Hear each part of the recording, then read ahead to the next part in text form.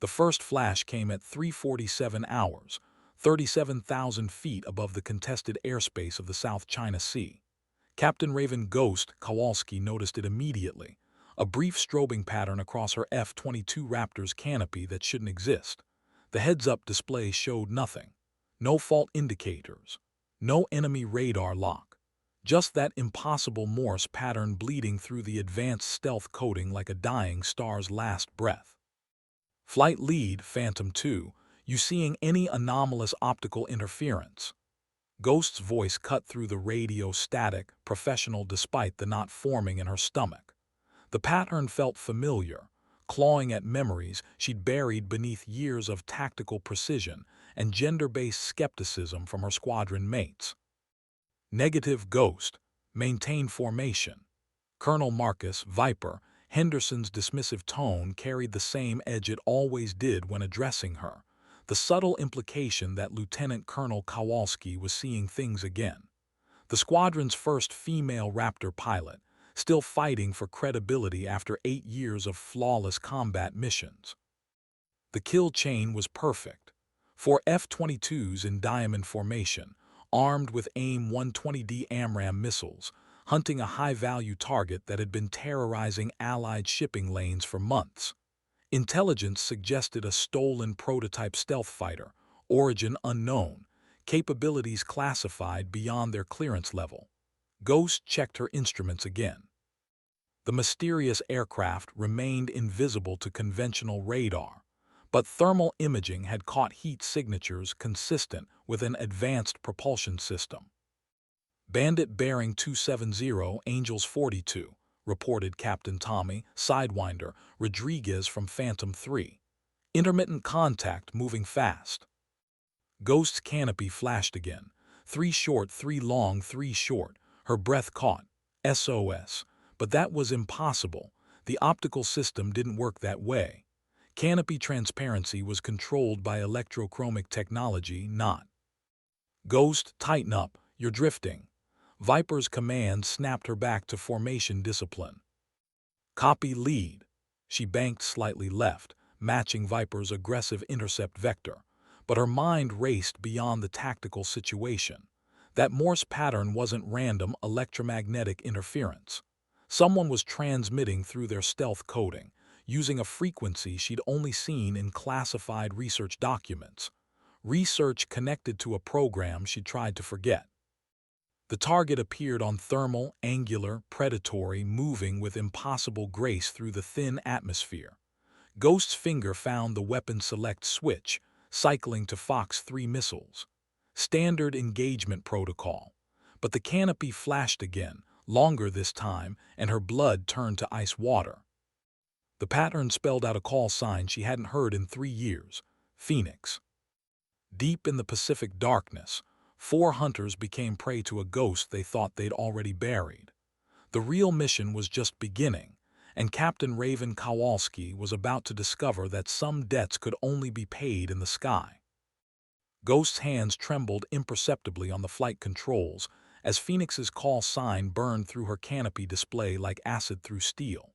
Major Elena Phoenix Vasquez had been her wingman, her closest friend, the woman who died in a classified test flight over the Nevada desert 3 years ago.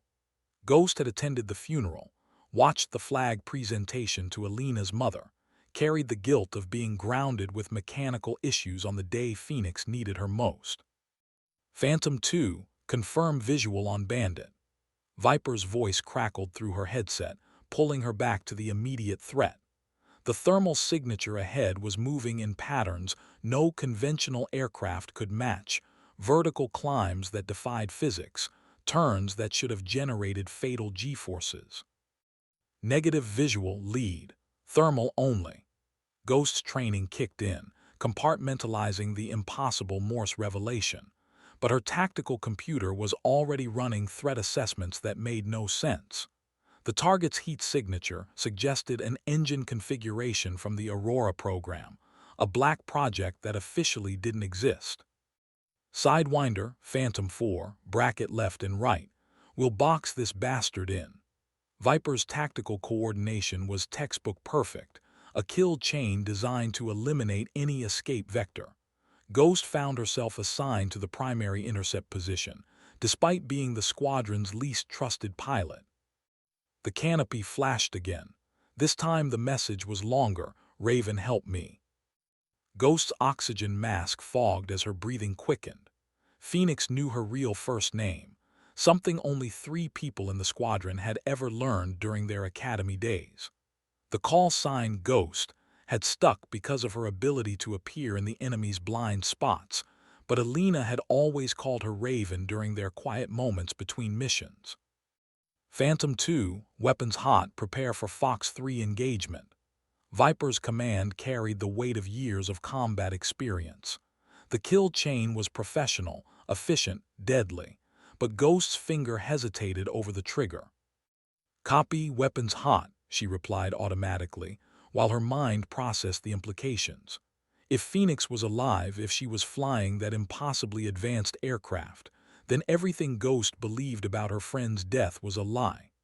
The classified test flight, the mechanical failure, the closed casket funeral, all carefully constructed fiction. The targets suddenly accelerated, pulling away from their formation with thrust-to-weight ratios that shouldn't exist. Ghost watched her helmet-mounted display track the impossible maneuvers, each turn more desperate than the last. The pilot wasn't attacking, they were running. "Bandit is running. All units full burn, stay with him." Viper's afterburners ignited, bathing the sky in twin cones of superheated exhaust. The hunt was on. But Ghost held back just slightly, her mind wrestling with tactical doctrine and personal loyalty. The Morse code had stopped, but the message was clear. Phoenix was alive, trapped in whatever black program had faked her death, and she was calling for help from the only person who might understand. The kill chain was closing. In 60 seconds, they'd be in AIM 120D range, and protocol demanded that Ghost take the shot. The mysterious aircraft dove suddenly, disappearing into a cloud layer at 30,000 feet. Ghost followed, her Raptor slicing through moisture that crystallized instantly on her windscreen. The thermal signature was fading, dispersing into the background radiation of the upper atmosphere like a ghost dissolving into morning mist. "Phantom 2, status report." Viper's voice carried irritation mixed with tactical concern. 4 of the Air Force's most advanced fighters were being outmaneuvered by a single unknown aircraft, and the implications were professionally embarrassing. "Thermal contact fading, lead. Target is using some kind of heat dispersal system." Ghost's analysis was accurate but incomplete. She'd seen similar technology in classified briefings about next-generation stealth platforms, programs that existed in the shadow world between defense contractors and military black sites. "Copy that. Phantom 3, Phantom 4, spread search pattern. This bastard didn't just vanish." Viper's tactical experience showed in his systematic approach, but Ghost could hear the frustration beneath his professional calm. The canopy began flashing again, faster now, more urgent. "Meet coordinates follows." Ghost's blood pressure spiked. Phoenix was trying to establish a separate communication channel, something outside official command structure. The longitude and latitude numbers appeared in rapid sequence, burned into her visual cortex through the impossible optical transmission. She memorized them automatically, even as her tactical training screamed warnings about unauthorized contact with unknown aircraft. "Ghost, you're quiet up there. Everything functioning normally." Captain Sarah Banshee, Chen's voice from Phantom 4 carried genuine concern. Unlike the male pilots, Banshee had always treated Ghost as an equal, understanding the unique pressures of being one of only 2 women in the squadron. "All systems green, Banshee. Just processing the thermal data." Ghost's lie felt heavy in her throat, but the coordinates were burning in her memory.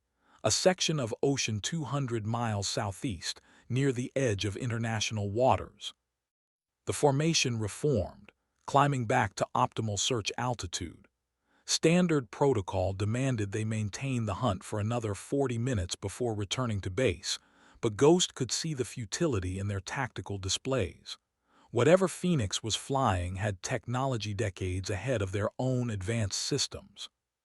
Phantom Lead, recommend we expand search grid to include commercial shipping lanes, Ghost suggested, knowing it would take them closer to the coordinates Phoenix had transmitted. Target might be using civilian traffic for cover. Negative, Ghost, we stick to military corridors. Command wants this thing isolated. Viper's response was predictable, but it revealed something crucial about their mission parameters. Someone in the chain of command knew more about this aircraft than they were telling the pilots. The realization hit Ghost like a slap. They weren't just hunting an unknown enemy.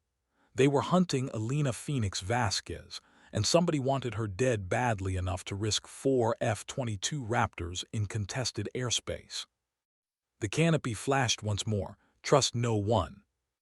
Then silence, leaving Ghost alone with impossible choices, and the growing certainty that her best friend's death had been the beginning of something much darker than a training accident. Ghost's instrument panel showed nothing unusual as she processed Phoenix's final transmission. The advanced avionics systems of the F-22 Raptor continued their steady chorus of background hums and digital chirps, a technological symphony that had become as familiar as her own heartbeat over 8 years of flying. But beneath that mechanical comfort, her mind raced through the implications of what she'd witnessed. Phantom Flight, this is base control. Be advised, priority traffic inbound from the northeast. Maintain current heading and altitude. The air traffic controller's voice carried the routine professionalism of someone managing a complex three-dimensional chess game 30,000 feet above the Pacific Ocean. Ghost checked her radar display reflexively, noting the approach vector of what her IFF system identified as a KC-135 stratotanker, standard Air Force refueling aircraft, nothing threatening. But Phoenix's warning echoed in her thoughts, trust no one. The timing seemed coincidental enough to be suspicious. Roger, base control, Phantom Flight maintaining course. Viper's acknowledgement was textbook standard, but Ghost noticed something in his tone she'd never heard before, a subtle tension that suggested he was receiving additional information through encrypted channels. The tanker appeared on visual, its massive silhouette cutting across the star field like a mechanical whale. Standard approach, standard configuration, but Ghost's instincts screamed wrongness. Phoenix's coordinates were only 90 miles southeast now, well within the range of a detour that could be explained as routine navigation variance. Phantom 2, close up for refueling. You're showing lower fuel state than the others. Viper's command was tactically sound.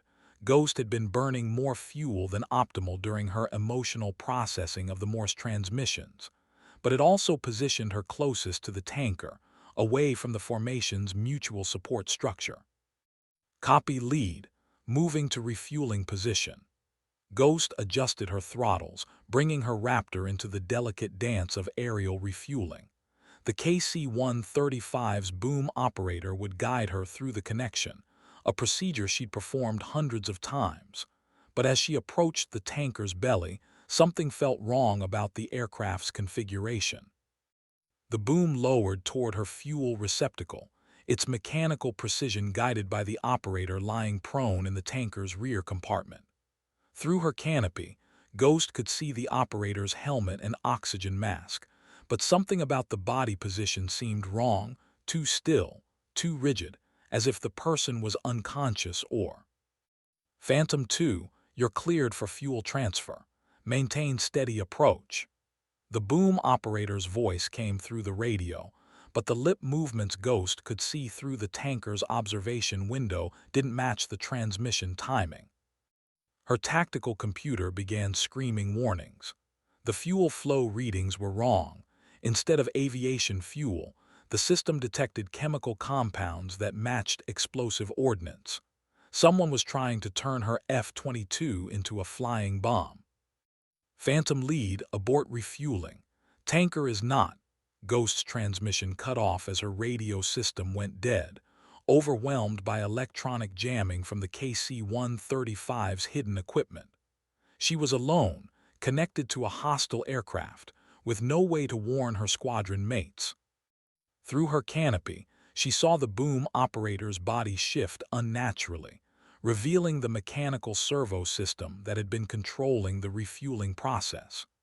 No human operator, just automated systems designed to deliver a lethal payload directly into her fuel tanks. Ghost yanked her stick back and left, breaking the fuel connection with violent force that sent hydraulic fluid spraying across both aircraft. Her engine screamed as she firewalled the throttles, desperate to put distance between herself and the disguised weapon.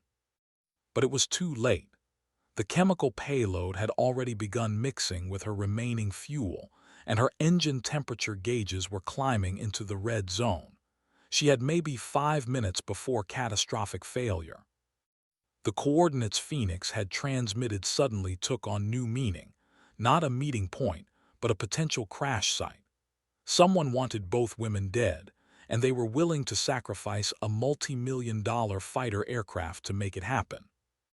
Ghost's hands flew across her emergency procedures checklist, fighting systems that were designed to kill her, while calculating a glide path that might, just might, get her close enough to those coordinates for Phoenix to find her floating in the Pacific Ocean. If Phoenix was even still alive to attempt a rescue. The F-22's stick felt sluggish in Ghost's hands as she fought to maintain controlled flight. Her engine temperature continued climbing past red line, and the acrid smell of burning chemicals seeped into her oxygen supply despite the aircraft's sealed environmental system. The sabotaged fuel was eating through seals and gaskets never designed to handle corrosive compounds. Mayday, mayday, mayday. Phantom 2 declaring emergency. Ghost transmitted on guard frequency, hoping someone, anyone, might hear through the electronic jamming that continued pulsing from the fake tanker. But her radio crackled with white noise, her squadron's voices lost in a wall of deliberate interference.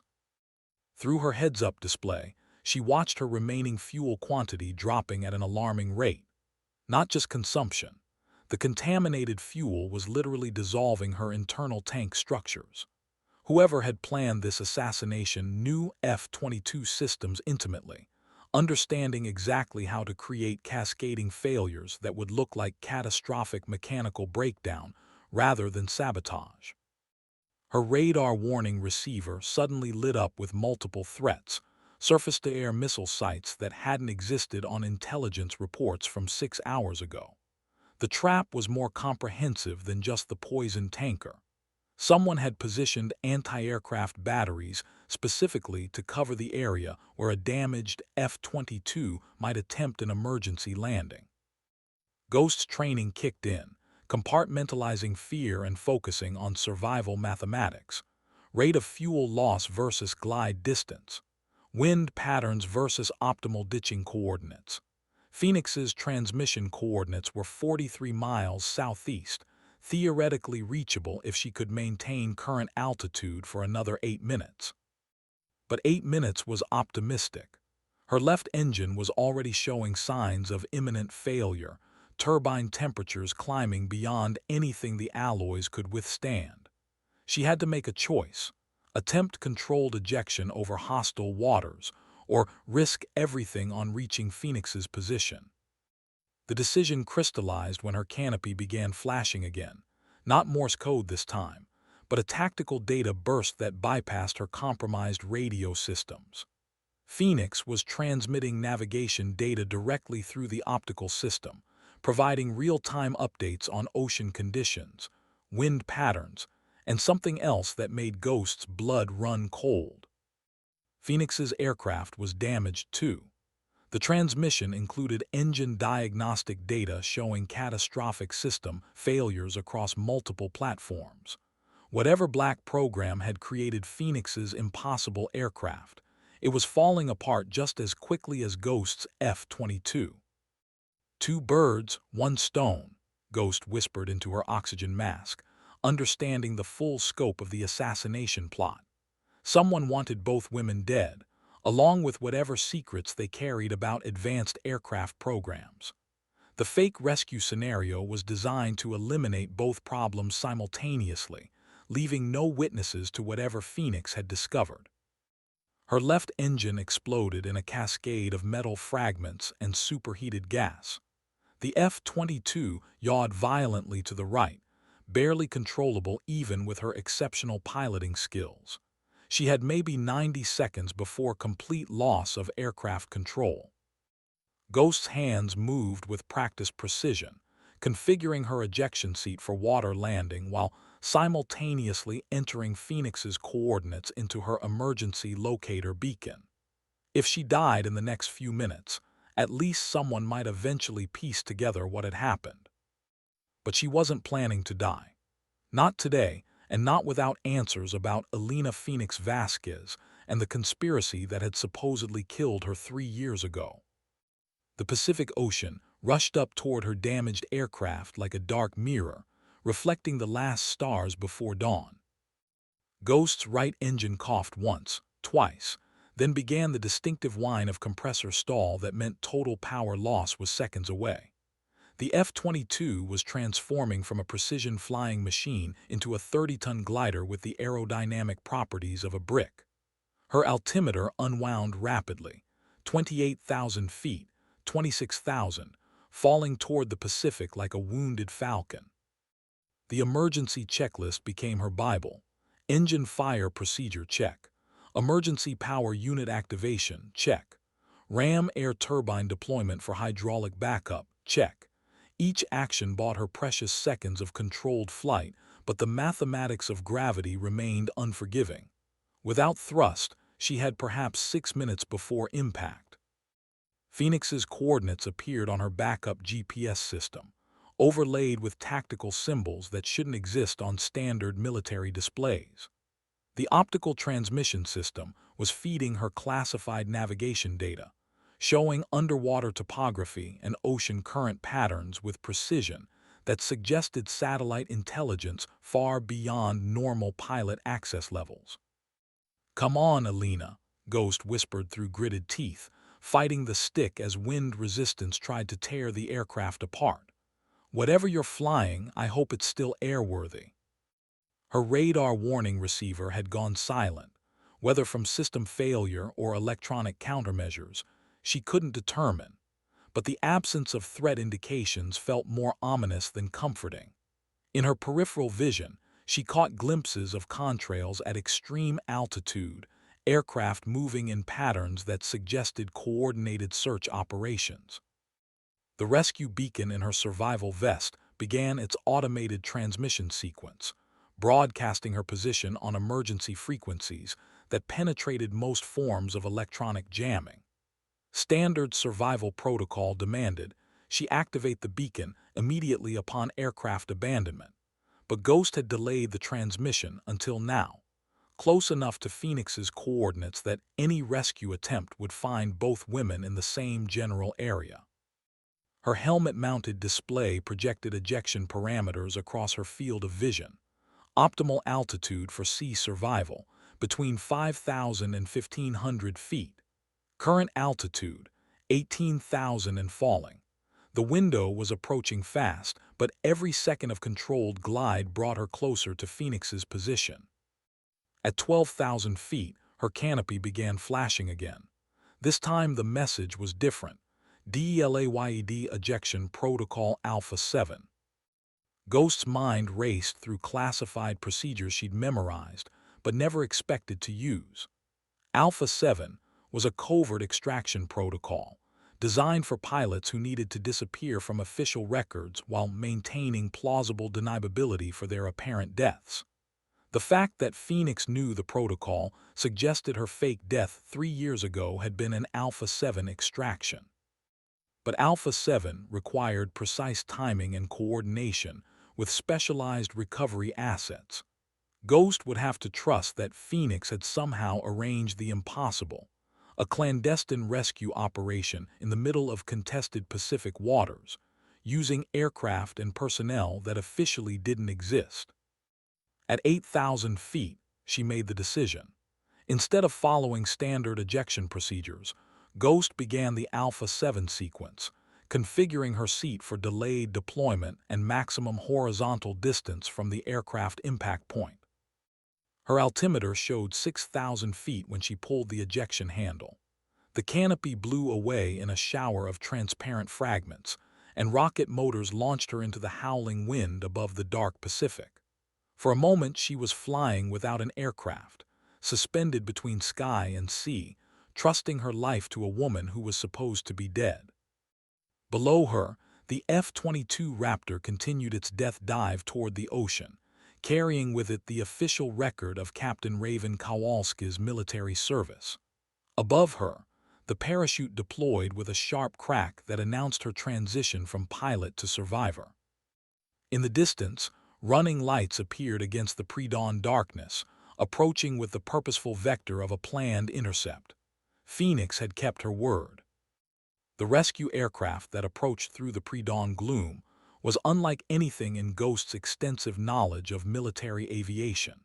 Its silhouette defied conventional aerodynamics. Angular surfaces that seemed to bend light around them, propulsion systems that generated almost no heat signature, and a size that suggested it could carry significant cargo while maintaining stealth characteristics that made her F-22 look primitive by comparison. Ghost dangled beneath her parachute, watching the impossible aircraft adjust its approach vector with precision that indicated advanced autopilot systems. Her survival training had prepared her for many scenarios, but covert extraction by experimental aircraft flown by supposedly dead pilots wasn't covered in the manual. "Ghost, this is Phoenix. I'm going to need you to trust me completely for the next few minutes." Alina's voice came through a headset that had somehow appeared in Ghost's survival kit, equipment that definitely wasn't standard issue. The communication was crystal clear, without the static and interference that had plagued her squadron frequencies. "Alina, what the hell is going on? They told me you died in Nevada 3 years ago." Ghost's response carried 3 years of grief, guilt, and growing anger at being manipulated by forces she didn't understand. "I did die officially. Alpha 7 extraction, just like you're experiencing now. But there's no time to explain everything while you're hanging in the sky. I need you to prepare for aircraft recovery in 30 seconds." The rescue aircraft suddenly revealed its most impossible feature, a cargo bay that opened from the bottom, creating an airborne hangar bay large enough to recover a parachuting pilot without landing. Ghost watched in amazement as mechanical systems extended from the aircraft's belly, creating a recovery platform that could snatch her from the sky. "Alina, this is insane. What kind of aircraft are you flying?" "One that doesn't officially exist, built by people who officially don't exist, to fight wars that officially aren't happening." Phoenix's voice carried exhaustion and something else, fear. "The people who tried to kill you tonight are the same people who tried to kill me 3 years ago. We know too much about Project Blackbird." Ghost's parachute lines suddenly went taut as the recovery system engaged, mechanical arms guiding her toward the aircraft's cargo bay with impossible precision. The technology was decades ahead of anything she'd seen in classified briefings, suggesting defense programs so deep in the black world that even most generals didn't know they existed. As she was pulled into the aircraft's belly, Ghost caught her first glimpse of Phoenix in 3 years. Alina looked older, scarred by experiences that had aged her beyond the passage of time. But her eyes still carried the fierce intelligence that had made her the best pilot in their academy class. "Welcome to the war you never knew we were fighting," Phoenix said as the cargo bay sealed around them. "And I'm sorry, Raven, but after tonight, there's no going back to your old life." The aircraft accelerated with thrust characteristics that pressed Ghost into the bulkhead, despite the absence of visible engines. Through the small porthole windows, she watched the Pacific Ocean fall away at angles that defied physics, carrying her into a world where the rules of warfare, loyalty, and survival had been rewritten by forces that operated beyond the reach of conventional military command. Her old life as Captain Raven Ghost, Kowalski had ended the moment she'd recognized Phoenix's Morse code transmission. Whatever came next would be written in the shadows between official history and classified reality. The interior of Phoenix's aircraft defied Ghost's understanding of aerospace engineering. The walls appeared to be constructed from materials that shifted color and texture based on ambient light, while the instrumentation displays showed data formats she'd never encountered in any military system. Everything suggested technology that was decades ahead of even the most classified programs she'd been briefed on during her years of flying advanced fighters. "Alina, what the hell have you gotten yourself into?" Ghost's voice carried the mixture of relief and apprehension that came from discovering a dead friend was alive, but potentially in deeper trouble than death itself. Phoenix was already moving through post-flight procedures, her hands dancing across control surfaces that responded to touch with liquid fluidity. 3 years ago, I was recruited into something called the Prometheus program. Officially, it doesn't exist. Unofficially, it's the Air Force's answer to threats that conventional warfare can't address. Threats like what? Ghost was still processing the impossibility of their situation. Two supposedly dead pilots having a conversation in an aircraft that shouldn't exist, hundreds of miles from any friendly territory. Like the fact that we've been at war for the past 5 years, and 99% of military personnel don't even know it's happening. Phoenix's response carried the weight of information that had been eating at her for years. The enemy isn't another nation-state. It's a coalition of defense contractors, rogue intelligence agencies, and private military corporations that have decided traditional governments are obsolete. Ghost's tactical mind began processing the implications. The kill chain tonight, that wasn't a standard intercept mission, was it? You and your squadron were sent to eliminate me because I've been gathering evidence about Project Blackbird. Someone in your chain of command is working for the other side, and they decided that both of us knew too much to be allowed to live. Phoenix's explanation was delivered with the clinical precision of a mission briefing, but Ghost could hear the personal pain beneath the professional facade.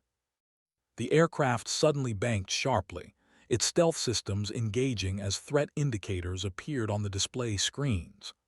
Ghost recognized the electromagnetic signatures, F-35 Lightning II fighters, approaching from multiple vectors with weapons hot. "Your squadron?" Phoenix asked, though her tone suggested she already knew the answer. "Affirmative, Viper, Sidewinder, and Banshee. But they think I'm dead. My ejection beacon should have shown aircraft impact." Ghost's mind raced through tactical options, none of which seemed adequate against pilots she'd trained alongside for years. "They're not coming to rescue you, Raven. They're coming to make sure there are no survivors from tonight's operation. The people controlling this war don't leave loose ends." Ghost watched the tactical display as her former squadron mates established a search pattern that would systematically cover every square mile of ocean where survivors might be found. These were pilots she'd trusted with her life, following orders from a command structure that had apparently been compromised by forces operating outside constitutional authority. "So what's our play?"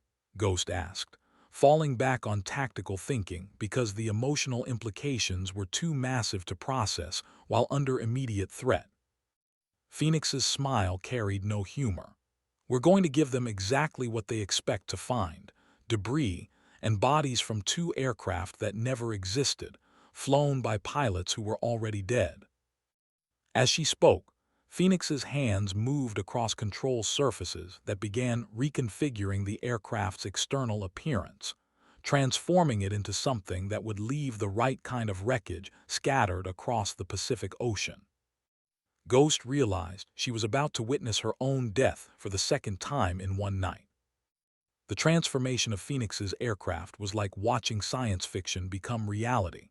External panels shifted and reconfigured, changing the craft's radar signature and visual profile, while internal systems generated false debris patterns that would satisfy forensic analysis. Ghost found herself witnessing technology that made her F-22 Raptor seem as primitive as a World War II Mustang. "Alina, how long have you been flying this thing?"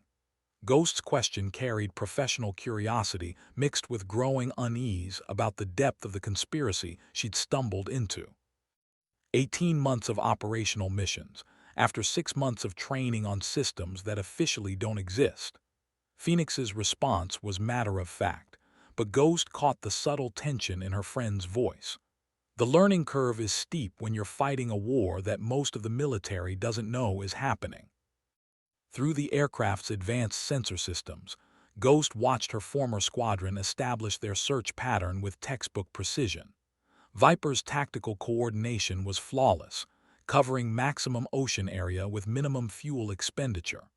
But there was something wrong with their radio communications. Too much encryption, too many coded phrases that weren't standard Air Force protocol. They're not just looking for survivors, Ghost realized.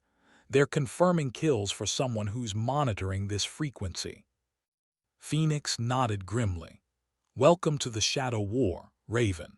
Your squadron thinks they're following legitimate orders from Air Force Command. They don't know they're actually working for a private military corporation that's been infiltrating government operations for the past decade." The aircraft's countermeasures began deploying, not conventional chaff and flares, but sophisticated decoys that would create the electromagnetic and thermal signatures of aircraft debris scattered across the crash site. Ghost watched in fascination as the system generated false wreckage patterns that would satisfy both radar analysis and visual inspection. "Phantom lead, this is Phantom 3. I've got debris field at coordinates 37 Alpha 9er. Looks like aircraft impact with secondary explosion." Sidewinder's voice carried professional satisfaction at completing a successful search mission, completely unaware that he was documenting fabricated evidence. "Copy, Phantom 3. Any sign of survival beacons?" Viper's question seemed routine, but Ghost noticed the subtle emphasis that suggested he was hopping for a negative response. "Negative lead. Debris pattern indicates catastrophic airframe failure. No survivors." Ghost felt a chill that had nothing to do with the aircraft's environmental systems. These were pilots she'd flown with for 3 years, men she'd trusted in combat situations, and they were actively participating in covering up her murder without even knowing it. "Phoenix, how deep does this conspiracy go?" Ghost's question carried the weight of someone whose entire understanding of military loyalty and chain of command had just been shattered. "Deep enough that we can't trust anyone in conventional command structure. The Prometheus program exists specifically to fight enemies who have infiltrated traditional military organizations." Phoenix's explanation was delivered while she monitored their former squadron's departure, watching the F-35s disappear into the pre-dawn darkness after confirming the false wreckage site. "And now I'm part of this program whether I want to be or not." Phoenix's smile held no humor. "Welcome to the war you never knew you were fighting, Raven. The question now is whether you're ready to become someone who officially doesn't exist in order to fight people who officially don't exist either." Ghost stared out at the vast Pacific Ocean, realizing that her old life had ended the moment she'd recognized that first Morse code transmission. Whatever came next would be written in the shadows of classified operations and deniable missions. The aircraft banked toward coordinates that didn't appear on any official navigation chart, carrying 2 dead women toward a war that history would never record. Phoenix's aircraft approached what appeared to be empty ocean, but Ghost's trained eye caught subtle inconsistencies in the wave patterns below, too regular, too geometric, suggesting artificial structures beneath the surface. As they descended toward what should have been a water landing, the ocean itself began to part, revealing a hidden facility that defied everything Ghost thought she knew about military logistics and engineering. "Prometheus Base," Phoenix announced as massive hydraulic systems opened what appeared to be a section of the Pacific Ocean floor.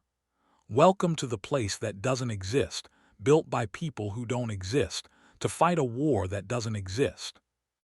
The hidden base was a marvel of engineering that made the most classified Air Force installations look like amateur constructions. Underwater hangar bays stretched for hundreds of yards, housing aircraft configurations that Ghost couldn't identify despite her extensive knowledge of both American and foreign military aviation. Some of the vehicles didn't even appear to be aircraft in the traditional sense. Angular, predatory shapes that suggested atmospheric capabilities far beyond conventional flight characteristics. Jesus Christ, Alina. How long has this been operational? Ghost's voice carried awe mixed with the growing realization that everything she'd believed about military aviation technology had been carefully managed misinformation. Phase 1 construction was completed 4 years ago, about 6 months before my supposed death in Nevada. Phase 2 went operational 18 months ago, which is when they started recruiting pilots who had been marked for elimination by the Shadow Coalition. Phoenix guided their aircraft into a landing bay with the casual precision of someone who'd performed the maneuver hundreds of times. As the massive bay doors sealed above them, Ghost found herself in an environment that felt more like science fiction than military reality. Technicians moved with practiced efficiency around aircraft that incorporated design principles she'd never seen, while personnel in uniforms that carried no national insignia performed maintenance procedures on weapons systems that looked decades ahead of anything in her classified briefings. "Who's running this operation?" Ghost asked as they completed shutdown procedures. People who realized that the traditional military command structure had been compromised by forces operating outside constitutional authority. The Prometheus program answers directly to a classified oversight committee that includes only personnel who have been vetted through methods that go far beyond standard security clearances. Phoenix led Ghost through corridors that incorporated the same adaptive materials as the aircraft interior, walls that responded to their presence with subtle lighting changes and environmental adjustments that suggested artificial intelligence integration at levels that made conventional base operations look primitive. The people who tried to kill us tonight represent a coalition of defense contractors, private military corporations, and rogue intelligence agencies that have been systematically infiltrating government operations for the past decade, Phoenix continued. They've been eliminating military personnel who discovered their activities, usually by arranging what appear to be training accidents or combat losses. Ghost's mind raced through the implications. How many others like us are there? 47 pilots from all services who were supposed to die in various accidents and combat operations were the ones who survived long enough to be extracted by Prometheus teams. Phoenix's answer carried the weight of information that had been eating at her for months. They entered what appeared to be a briefing room, but the walls immediately came alive with holographic displays showing global tactical situations that weren't reflected in any official intelligence reports. Ghost found herself looking at a world map that revealed ongoing military operations on 6 continents, conflicts that involved advanced aircraft and weapons systems that officially didn't exist. "Welcome to the real war, Raven," Phoenix said as the displays showed the scope of the Shadow conflict. "The question now is whether you're ready to fight it." The holographic displays surrounding Ghost showed a level of global military activity that made her previous understanding of international conflicts seem laughably naive. Operations were occurring simultaneously across multiple time zones, involving aircraft and weapons systems that appeared to be decades ahead of anything she'd encountered in her years of flying advanced fighters. "Alina, this can't all be legitimate military operations. Half of these locations aren't even in declared combat zones." Ghost's voice carried the disbelief of someone whose entire worldview was being systematically dismantled. Phoenix moved through the holographic display with practiced familiarity, highlighting specific operations that illustrated the scope of the Shadow War. The coalition has been establishing private military operations in regions that conventional governments can't or won't address. They're not bound by international law, rules of engagement, or congressional oversight. They've essentially created a parallel military structure that operates for profit rather than national interest. A new figure entered the briefing room, a woman in her 50s whose bearing suggested decades of military command experience, but whose uniform carried no rank insignia or national identification. Ghost's tactical instincts immediately cataloged her as someone accustomed